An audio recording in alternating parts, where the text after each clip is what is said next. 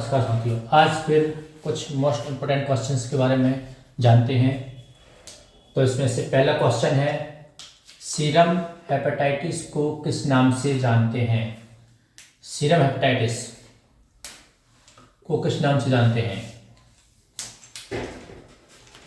Hepatitis A, hepatitis B, hepatitis E या फिर bacterial hepatitis. Option A, option B, option C या option D. बताइए सही answer क्या है? इसका सही आंसर है ऑप्शन बी। हेपेटाइटिस बी को सीरम हेपेटाइटिस से जानते हैं। ठीक है। क्वेश्चन नंबर 2 है, किस डिसऑर्डर में मरीज का फेस मास्क जैसा हो जाता है? मास्क लाइक फेस किस डिसीज में लगता है? ऑप्शन ए है myasthenia gravis, option B Alzheimer disease, option C Parkinson, option D Huntington chorea. तो ये मास्क लाइक फेस किस डिसऑर्डर में हो जाता है? किस न्यूरोलॉजिकल डिसऑर्डर में?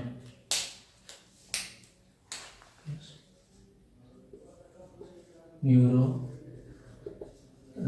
कौन से न्यूरोलॉजिकल डिसऑर्डर में मास्क लाइक फेस हो जाता है? तो इसका सही आंसर है option number C, Parkinson. Parkinson's disease जो होती है, पार्किंसंस डिसीज में मास्क लाइक फेस हो जाता है।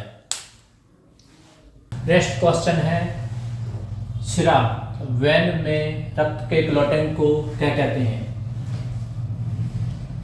जब वेसल्स में क्लॉटिंग हो जाती है ना, थक्का जम जाता है, तो उसको क्या बोलते हैं? ऑप्शन ए है थ्रम्बस, थ्रम्बोसिस, ऑप्शन बी है एथेरोस्क्लेरोसिस, नंबर सी है इस्चीमिया, डी है एम्बोलिज्म। तो इसका सही आंसर कौन सा है? क्लॉटिंग को क्या कहते हैं? थ्रम्बस बनना। ठीक है। तो इसका जब वेन्स में क्लॉटिंग हो जाती है, ब्लड की क्लॉटिंग हो जाती है, रक्त का क्लॉटिंग हो जाता है, उसको बोलते हैं थ्रम्बोसिस। इसका सही आंसर क्या है? थ्रम्बोसिस। नेक्स्ट क्वेश्चन है, किस प्रकार की प्रेगनेंसी में इम्प्लांट यूट्राइन कैविटी के बाहर होता है? फीटस है या ओवम है, इसका इम्प्लांट जो है वो यूट्राइन कैविटी के बाहर होता है। यूट्रस के बाहर इम्प्लांट जब होता है प्रेगनेंसी का, उस प्रकार की प्रेगनेंसी को क्या बोलते हैं? ऑप्शन ए है मुलर प्रेगनेंसी, ऑप्शन बी है एक्टोपिक प्रेगनेंसी, ऑप्शन सी है अबॉर्शन या फिर नॉर्मल प्रेगनेंसी। बताइए। तो इम्प्लांट हो रहा है वो यूट्राइन कैविटी के बाहर हो रहा है, इसको बोलेंगे एक्टोपिक प्रेगनेंसी। ठीक है। जब फिटस का इम्प्लांट होता है वह यूट्राइन कैविटी के बाहर होता है, तो उसको बोलते हैं एक्टोपिक प्रेगनेंसी। जब मरीज खुद से सांस लेने में सक्षम ना हो, तब उसे किस चीज़ की सपोर्ट यूज पड़ती है? ठीक है। जब मरीज है, कोई पेशेंट है, उसको खुद से सांस ले नहीं पा रहा है, वो खुद से ब्रीथिंग नहीं कर पा रहा है, तो उसे किस चीज़ की सपोर्ट यूज पड़ेगी? पेसमेकर लगाएंगे उसको, या फिर डिफिब्रिलेटर लगाएंगे, या उसको वेंटिलेटर लगाएंगे, या फिर उसको एस्पायरोमेट्रिकली बोलेंगे? बताइए। जब कोई पेशेंट होता है जो खुद से सांस नहीं ले पाता है, तब उसे मैकेनिकल सपोर्ट यूज पड़ती है, तो उसे क्या सपोर्ट देते हैं? तो देते हैं वेंटिलेटर सपोर्ट। जब कोई पेशेंट को रेस्पिरेटरी प्रॉब्लम आती है और वह खुद से सांस नहीं ले पाता है, तो उसको वेंटिलेटर सपोर्ट देते हैं। ठीक है। नेक्स्ट है, कौन सी नर्व शून्य एवं संतुलन बैलेंस के लिए जरूरत होती है? ठीक है। इनमें से कौन सी नर्व है जो शून्य एवं संतुलन के लिए जरूरी है? शून्य के लिए और संतुलन के लिए कौन सी नर्व मेंटेन करती है? बताइए। इनमें से कौन सी नर्व जो है शून्य के लिए और संतुलन जरूरत है? शून्य और समय और बैलेंस के लिए जरूरत होती है वेस्टिबुलोकोक्लियर नर्व। ठीक है। वेस्टिबुलोकोक्लियर नर्व जो होती है वह शून्य और बैलेंस, बॉडी के बैलेंस के लिए जरूरी होती है।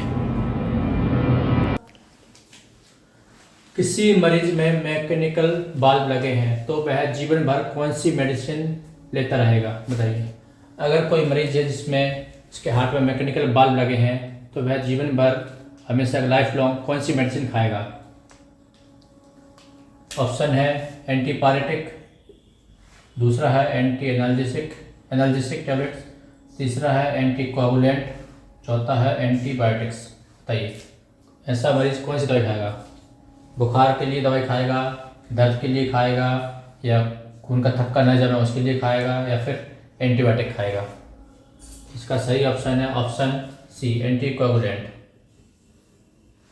ठीक है, किसी मरीज में अगर मैकेनिकल बाल्ब लगे हुए हैं तो वह लाइफ लॉन्ग एंटीकोगुलेंट मेडिसिन लेता रहेगा। नेक्स्ट क्वेश्चन है normal specific gravity of urine. जो यूरिन है पेशाब है उसकी नॉर्मल ग्रेविटी कितनी है, ग्रेविटी कितना होता है यूरिन का। ऑप्शन है 1.110, ऑप्शन बी है 1.125, ऑप्शन सी है 1.010 से लेकर 1.025, ऑप्शन डी है 1.22 1.205। स्पेसिफिक ग्रेविटी ऑफ यूरिन का सही ऑप्शन है ऑप्शन सी 1.012 1.02। ठीक है, 1.01 से 1.02। नेक्स्ट क्वेश्चन है कौन सी नर्व सूंघने स्मेल के लिए रिस्पॉन्सिबल है। बताइए कौन सी नर्व है जो स्मेल के लिए रिस्पॉन्सिबल होती है। ऑप्शन ए है ऑक्यूलोमोटर, ऑप्शन बी है ऑप्टिक नर्व, ऑप्शन सी है ऑल्फैक्टरी नर्व, ऑप्शन डी है ट्रैकियल नर्व। बताइए कौन सी नर्व है जो स्मेल के लिए रिस्पॉन्सिबल है। तो सही option option C olfactory. First nerve होती है स्पाइनोसेरी नर्व, ठीक है, सेंसरी नर्व होती है जो कि सूंघने के लिए रिस्पॉन्सिबल होती है। नेक्स्ट क्वेश्चन है वुंड या घाव के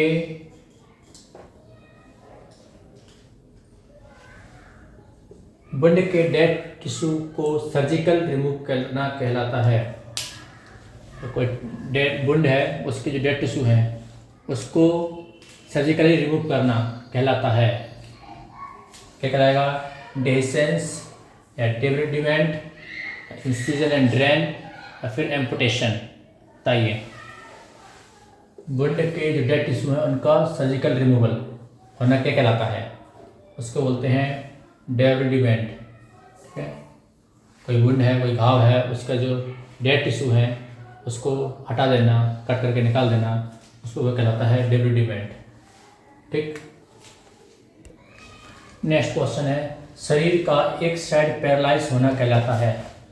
किसी मरीज का पूरा एक साइड का हाथ पैर पैरालाइज होना कहलाता है। ऑप्शन है पैराप्लेजिया, ऑप्शन बी है क्वाड्रिप्लेजिया, ऑप्शन सी है मोनोप्लेजिया या ऑप्शन डी है हेमिप्लेजिया। बताइए एक साइड है ना, शरीर का एक साइड पैरालाइज होना कहलाता है, एक साइड का पैरालाइज होना कहलाता है हेमिप्लेजिया।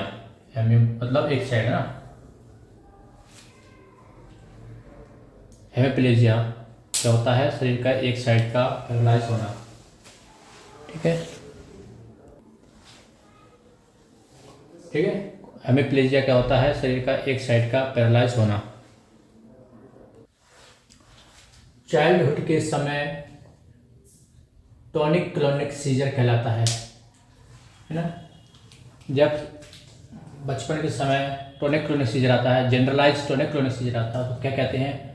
ऑप्शन ए है पेट्रिमल सीजर, ऑप्शन बी है ग्रैंडमल सीजर, ऑप्शन सी है बाइलेटरल सीजर या फिर ऑप्शन डी है एटोनिक सीजर। बताइए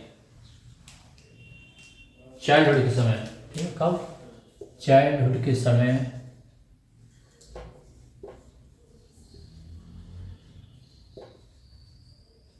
जनरलाइज्ड टॉनिक क्लोनिक सीजर जो होते हैं वह क्या कहलाते हैं, वो कहलाते हैं ग्रैंडमल सीजर।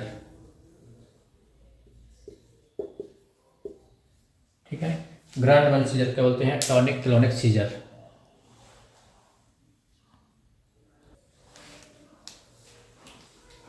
नेक्स्ट क्वेश्चन है, डॉग बाइट होने के बाद मरीज को रेबीज से बचाने के लिए ह्यूमन सीरा देना कहलाता है। किसी मरीज को डॉग ने बाइट कर लिया, उसके बाद उसको हम ह्यूमन सीरा दे रहे हैं, ठीक है, उसको रेबीज से बचाने के लिए, तो उसको क्या बोलेंगे? उसको क्या बोलेंगे बताइए? उसको बोल है ना, ऑप्शन ए है पैसिव इम्यूनाइजेशन, ऑप्शन बी है एक्टिव इम्यूनाइजेशन, ऑप्शन सी है टॉक्साइड, या फिर ऑप्शन डी है इम्यूनोमोडुलेशन। बताइए, ह्यूमन सीरा देना कहलाता है। इसका सही आंसर है option number A, passive immunization. ठीक है, उसमें ऑलरेडी एंटीबॉडीज डाल देंगे।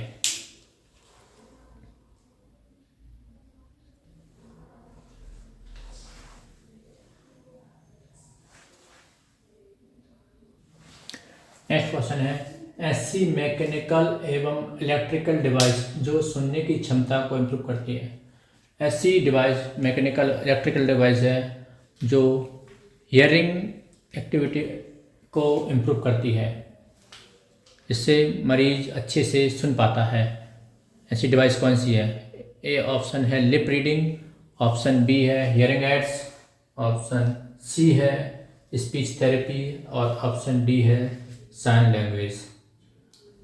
सुनने के लिए, ठीक है, मैकेनिकल इलेक्ट्रिकल डिवाइस का सीधे लग रहा है किसके काम आएगी सुनने के लिए, तो उसका आएगा hearing aid.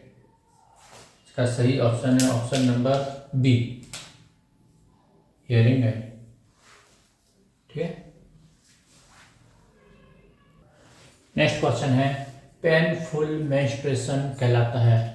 The medical term of painful menstruation, इसका ऑप्शन ए है डिस्यूरिया, ऑप्शन बी है डिस्टोनिया डिस्यूरिया, ऑप्शन बी है डिस्टोकिया, ऑप्शन सी है डिस्फेजिया, ऑप्शन डी है डिस्मेनोरिया।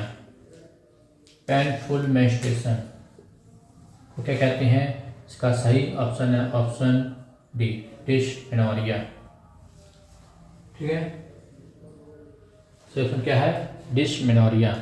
पेनफुल मेंस्ट्रुएशन को बोलते हैं डिस्मेनोरिया। डिस्फेजिया क्या होता है? निकलने में दिक्कत। ठीक है, डिस्यूरिया यूरिनेशन में प्रॉब्लम। नेक्स्ट क्वेश्चन है, न्यूनेट में बॉडी टेम्परेचर का रेगुलेशन कैसे होता है? जो छोटे छोटे बच्चे होते हैं, न्यूनेट्स होते हैं, उनमें बॉडी का टेम्परेचर कैसे मेंटेन होता है?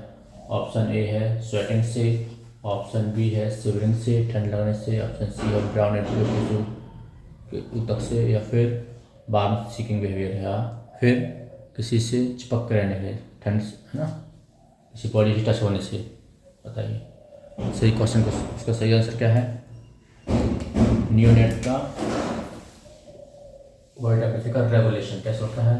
तो सही ऑप्शन है option C, brown adipose tissue. जो न्यूनेट्स होते हैं, छोटे छोटे न्यूबॉर्न बेबी होते हैं, उनमें एडिपोज टिश्यू होता है काफ़ी मात्रा में, जिससे उनका बॉडी का टेम्परेचर रेगुलेट होता है। नेक्स्ट क्वेश्चन है, normal range of sodium in blood में सोडियम की नॉर्मल रेंज कितनी होती है? ऑप्शन ए है 145 से 155 मिलीग्राम पर लीटर, ऑप्शन बी है 135 से 145 मिलीग्राम पर लीटर, ऑप्शन सी है 135 से 145 मिलीग्राम पर ml, या फिर ऑप्शन डी है 1.35 से 1.45 मिलीग्राम पर लीटर। कैसे 145 से 155 मिलीग्राम पर लीटर, या 135 से 145 मिलीग्राम, या फिर 135 पर ml में। ठीक, ये है सही ऑप्शन क्या है? इसका सही ऑप्शन है ऑप्शन नंबर बी, 135 से 145 मिलीग्राम पर लीटर सोडियम की ब्लड में नॉर्मल रेंज होती है। ठीक है, सीरम सोडियम लेवल कितना होता है? 135 से 145 मिलीग्राम पर लीटर। ऑप्शन नंबर 18 है, क्लिनिकल डेथ को किस नाम से जानते हैं? किसी पेशेंट की क्लिनिकल डेथ हो गई उसको किस नाम से जान सकते हैं? ऑप्शन ए है लीगल डेथ, ऑप्शन बी है brain death, option C accidental death या फिर ऑप्शन डी है बायोलॉजिकल डेथ। सही, क्लिनिकल डेथ को किस नाम से जानते हैं? इसका सही option number B brain death. जब किसी पेशेंट की ब्रेन डेथ हो जाती है तो उसको क्लिनिकल डेथ क्लियर कर देते हैं। ठीक है, क्लिनिकल डेथ। नेक्स्ट क्वेश्चन है, निम्न में से कौन सा रेट्रोपेरिटोनियल स्ट्रक्चर है? रेट्रोपेरिटोनियल स्ट्रक्चर कौन सा है? ऑप्शन ए है पैंक्रियाज, ऑप्शन बी है स्टमक, ऑप्शन सी है किडनी, ऑप्शन डी है स्प्लीन।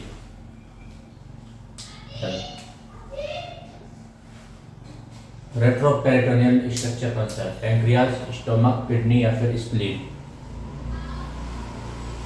सही, पेरिटोनियल कैविटी कौन में जाते हैं? पेरिटोनियल स्ट्रक्चर कौन सा है? इसका सही आंसर है option number C kidney. Kidney एक रेट्रोपेरिटोनियल स्ट्रक्चर है। ठीक,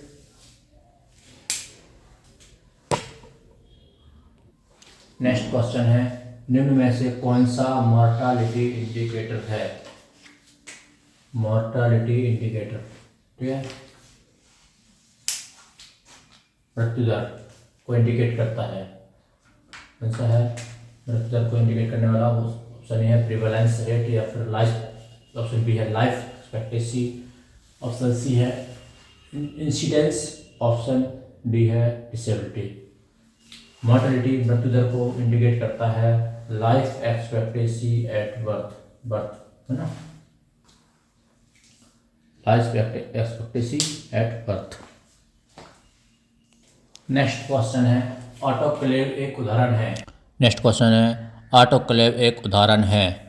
ऑप्शन ए है मस्ट हीट, ऑप्शन बी है ड्राई हीट, ऑप्शन सी है बायोलॉजिकल एजेंट, ऑप्शन डी है केमिकल एजेंट। बताइए इसका सही आंसर क्या है? ऑटोक्लेव एक उदाहरण है। Moist heat, dry heat, biological agent. इसका सही ऑप्शन है ऑप्शन ए मस्ट हीट।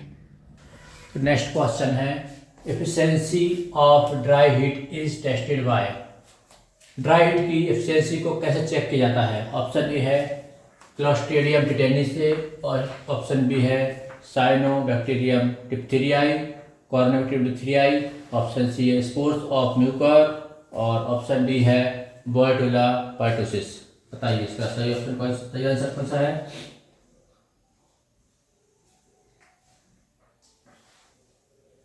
बताइए, एफिशिएंसी ऑफ ड्राई हीट, इसका सही आंसर है option number A clostridium tetani द्वारा ड्राई हीट की एफिशिएंसी को चेक किया जाता है। Option number A. तो नेक्स्ट क्वेश्चन है, त्वचा का ट्रगेट टेस्ट किस लिए किया जाता है?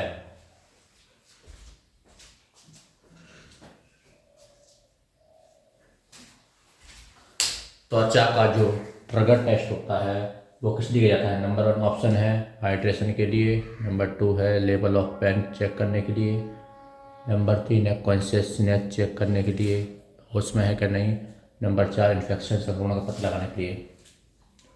तो बताइए त्वचा का ट्रगर टेस्ट किस लिए किया जाता है? हाइड्रेशन के लिए, हाइड्रेशन चेक करना है, बॉडी का हाइड्रेशन स्टेटस क्या है, या उसको कितना दर्द है, या फिर कॉन्शियस है कि नहीं, या फिर उसको इन्फेक्शन है। तो ट्रगर टेस्ट किस लिए किया जाता है? ट्रगर टेस्ट किया जाता है हाइड्रेशन का पता लगाने के लिए, ठीक है ना, हाइड्रेशन का स्टेटस चेक करने के लिए पता किया जाता है बॉडी हाइड्रेट है या फिर डिहाइड्रेट है। नेक्स्ट है, ट्राइमी ग्रेविडा वुमेन्स पहली बार सामान्यता ब्रस्टन हिक्स कॉन्ट्रैक्शन।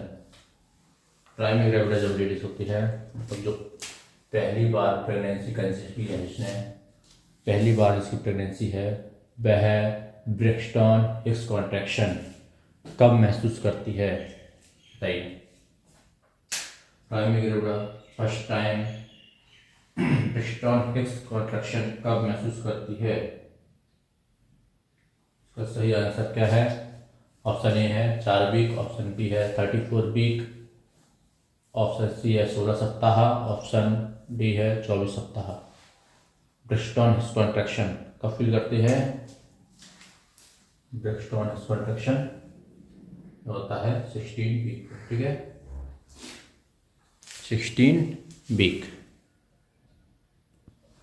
तो नेक्स्ट क्वेश्चन है, 1 से 3 साल के बच्चे का स्टेज ऑफ डेवलपमेंट कहलाता है। जब बच्चा 1 से 3 साल का होता है तब उसमें कौन सा डेवलपमेंट होता है? ऑप्शन ए है एनाल स्टेज, ऑप्शन बी है जेनाइटल स्टेज, ऑप्शन सी है फैलिक स्टेज, ऑप्शन डी है ओरल स्टेज। तो बताइए 1 से 3 साल का बच्चा क्या सीखता है? स्टेज ऑफ डेवलपमेंट इसमें क्या आता है?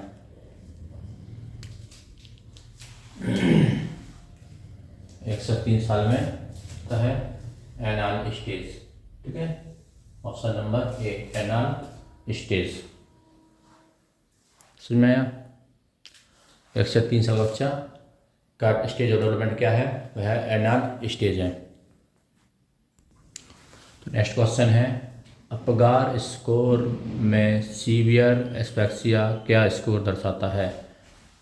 अपगार स्कोर क्या होता है? न्यूनेट जब होता है, बच्चा होता है वो में भी उसका अपीयरेंस, पल्स, ग्रीवेंस, एक्टिविटी और रेस्पिरेशन चेक करते हैं, ठीक है ना। अपगार स्कोर क्या होता है? अपीयरेंस, पल्स, ग्रीवेंस और एक्टिविटी और रेस्पिरेशन चेक करते हैं। तो अगर बच्चा सीवियर एस्पेक्सिया है तो उसका स्कोर क्या होगा? ऑप्शन ए 0 से 3, ऑप्शन बी 3 से 5, ऑप्शन सी 5 से 7 या ऑप्शन डी 7 से 9। आपका स्कोर में सीवियर एस्पेक्सिया होता है 0 से 3, ठीक है, ऑप्शन नंबर ए,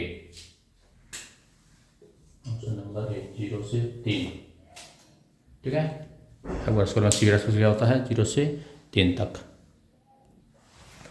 तो नेक्स्ट क्वेश्चन है, मंडे फीवर क्या कहलाता है? मंडे फीवर को और किस नाम से जाना जाता है?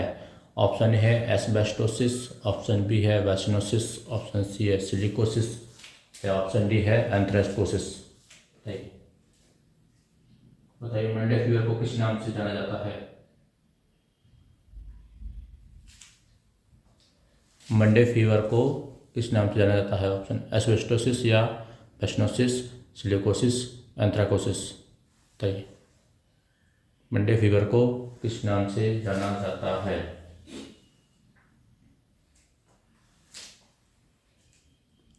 मंडे फीवर को जाना जाता है वैसिनोसिस के नाम से, ऑप्शन डी वैसिनोसिस, क्या बोलते हैं मंडे फीवर।